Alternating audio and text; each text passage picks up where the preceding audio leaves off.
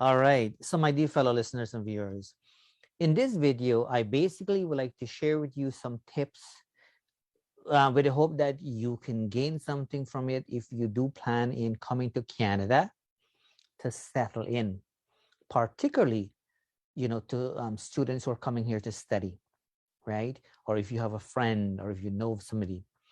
The reason for that is because there are a lot of bits and pieces you need to know and to have in place, right, before you become successful, right, here in Canada with your study and to kind of navigate things along, right?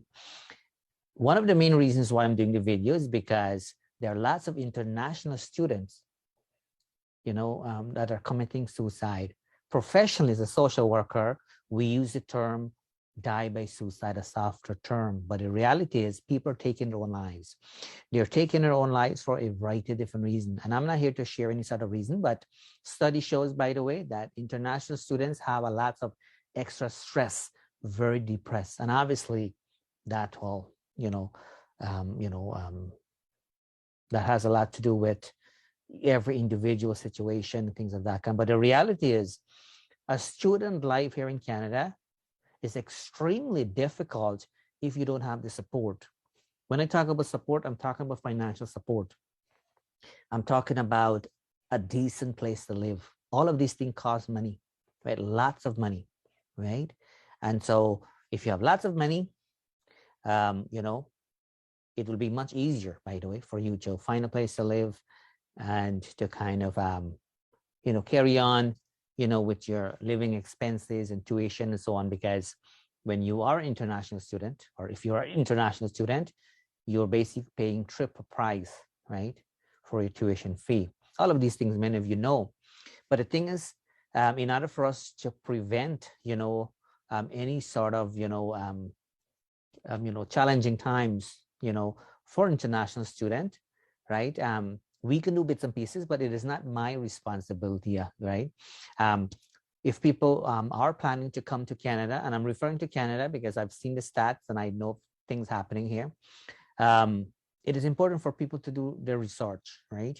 You have to do your research and know that Canada is not bed of roses where everything is being thrown to you, right? The media will kind of showcase all the shiny pieces to you out there. Obviously, Canada here, there are lots of opportunities, but when you are an international student and you're not able to work, the full amount of hours, when you are new and you're not able to navigate yourself accordingly and so on, it becomes challenging, right? The cultural thing we talk about is a whole different ballgame. Certain culture, they're not accustomed, to go and seek for help, right? That's not something to do. So it takes a lot of time to adjust. Some people are ashamed to seek for help, whether that be mental health, whether that be help for food, whether that be help to navigate things and know where to go and shop and all of these types of things. So there's a lots of stress and pressure on these students, right? And also some parents do have expectation, right? They have expectation, of these folks. And so if it's not aligned with what, family members want and so on, it becomes extremely, even more challenging, right? For the students, right? Because they're ashamed that they're not able to fulfill the obligation of, family members and things like that kind. So there's a whole lot of pieces that is involved. This video is not to judge anybody or anything of that kind, but this video is to basically draw attention that, what, students are taking their own lives here, right?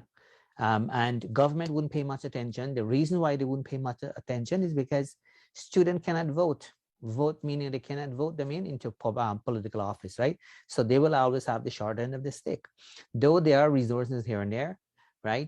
Government wouldn't provide everything, right? And so we have to make sure that we bring this awareness. But if you are watching this video and if you know somebody who's planning to kind of to migrate to study here in Canada, you want to make sure that you have all of ducks in a row. You want to make sure that you have enough resources, enough people, to kind of connect with, so that you can, not only enjoy the journey, but you want to make sure that you're going to be successful when it comes to your new path, a new journey, right?